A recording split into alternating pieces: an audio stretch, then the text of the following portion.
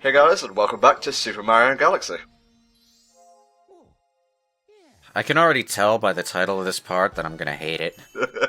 I can be very cynical when it comes to my least favourable tropes in terms of level design. Yeah, why don't you just go and name the part 15? My co-coms are gonna hate this. Praise Hellfire. They're all a bunch of assholes. Well, I've mentioned I always lose steam whenever I try to play Super Mario Bros. 3 on World 2, right? I would disagree. I would think that's one of the easier desert worlds to go through. But I get it. Like the desert motif, even though we're not there yet quite. We're doing a Daredevil run on Major Burrows. Who cares? The desert motif. The only thing I really hate about desert motif is not so much visuals, aesthetics. It's the music. I don't know why Mario Brothers, in particular, seems to have to use the sitar and like very mellow-sounding tunes for desert levels. It puts me to sleep, honestly. It's the whole like Arabian or Egyptian tropes, isn't it? Yeah, well, America has deserts too. Well, do those deserts have pyramids? Yeah, no, but we could. Shut up, Tom. It's okay, you're recovering from con flu. So, by the way, if Johnny sounds sick for the whole of February, that's why. He's been very busy lately. Oh, yeah. Well, yeah, that's what it is. Sure. been off having fun at the cons and the like. I kind of want to go to MomoCon this year, but I don't know if I'll be able to afford it. Oh, if you can do something about that, let us know, dude. Yeah, party hearty. Yeah. Finally, the HFC playthrough of 3D World will happen. Congratulations, you've beaten a giant teddy bear up. Again. I think it's a mole, actually. It looks like a giant teddy bear. Even the galaxy doesn't know. There's a question mark in the background. Okay, that should be Gusty Garden done and dusted now. So let's see what else the bedroom has to offer us. Oh my. Oh yeah. Yeah. Please kill me.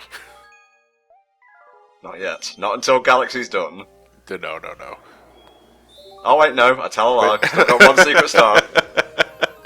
Actually, the bedroom scares me. I'm going to go back to a familiar place. I'm sorry, okay, I've been recording a lot of Galaxy recently. Like, 2 days before we recorded this, I beat Bowser at the center of the universe, so you have that to look forward to. Excellent. That'll probably be in March at the time of this recording. Gusty Garden's Gravity Scramble. Time for the hidden star. I'm sensing a gold chunk that you blatantly ignored earlier. Don't worry, this one's going to be over with pretty quickly. I won't let you dangle in the wind for much longer. I want to ask though. Now you had the rumble function on the Wiimote turned on for this flower section. I think I did. It may have been turned off. If it's turned off, how exactly are you supposed to know the timing of spinning the Wiimote to get the most altitude? Did they program a failsafe for that in case you had it turned off? Oh man, you're using so many complicated words right now. I flick the thing, it do the stuff. You talk very good. Yeah, you're the target demographic for the Wii then. Pretty much. Fuck you, Ryan. I think you really just need to memorize the timing in that case, because I don't think there's any visual cue. Or if there is, I don't know what that visual cue is. Yeah, I don't either. There it is, sparkling in the distance, mocking me. It's time to break a giant golden boulder with my face. Typical day in the life of Mario. How was your Sunday morning? Went out, got some milk, killed an indigenous race, got a power star, went home. Ooh, that last part especially was very provocative. Now we're done. Now we're done with Gusty Garden. Can we stay in Gusty Garden? Sadly, no. I'd actually rather not, because in terms of level design, I actually prefer the desert level to Gusty Garden. I know that's like sacrilege to say, but Gusty Garden is really only memorable for the giant caterpillars and the music. Yeah, he's kind of right. I'm inclined to agree. Oh, you're being a daredevil, going from 29 instead of 26. I think that was actually a mistake, and I did not notice until I had rendered the videos. Oh, bull. You just want this playthrough to be different from all the others. I actually don't mind Dusty Dune Galaxy that much. It's not my least favorite galaxy in the game by any stretch. And the fact that it's so much later in the game helps me stomach the desert motif. The thing is, deserts that appear really early in games tend to turn me off. It does kind of seem like a late game level trope, doesn't it? Well, it's inherently not a very interesting visual thing, and the music that comes with deserts also has a way of not being very interesting. So unless it's something like Disney's Aladdin, yeah. And you know what? The desert level's the first level in that game. The desert level, it's every level in that game. It's like, I had the same problem with other genres too. It's like not just platformers. Final Fantasy XII, I could not get interested in any of the locations in that game until you just left the desert behind much later on. Well, I love Sonic 3 and Knuckles, but I think we can all agree that besides maybe Marble Garden Zone, the least interesting level is Sandopolopolis Zone. Why does everyone say that? I like Marble Garden Zone. It's long, You guys are sheep.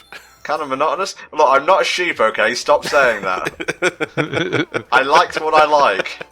I'm gonna slightly agree with that, because I don't really like Marble Garden Zone that much, if only because it kind of always strikes me as a bit too big.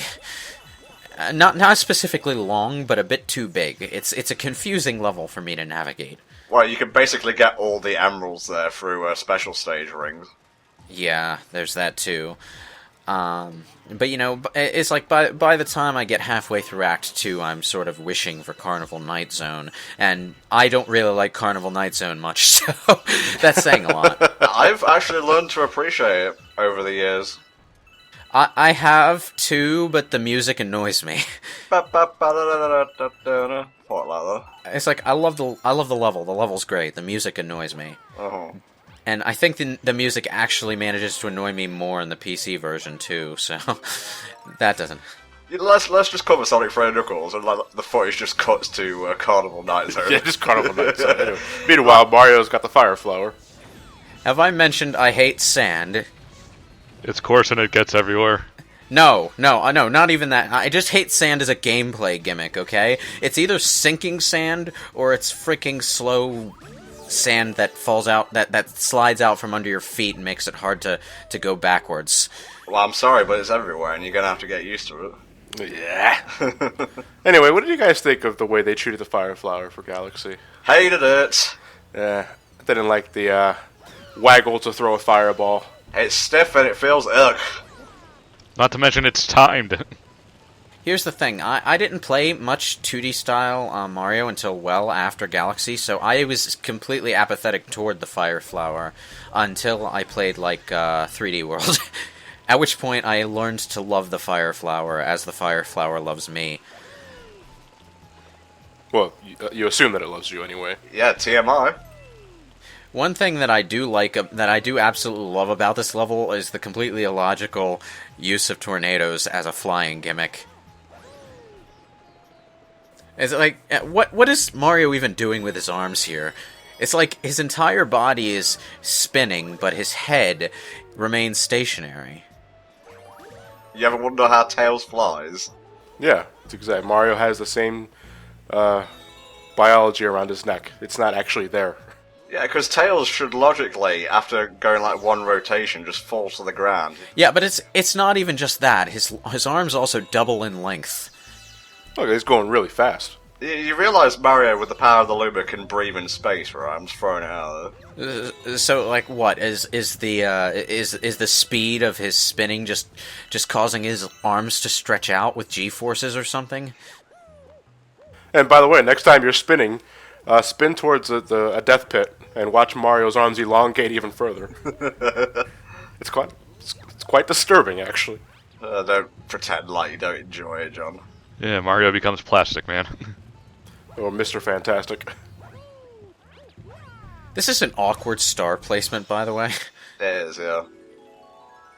It's like, I kind of expected the level to go on past this point when I got up here, but it's like, oh, there's a power star. Okay.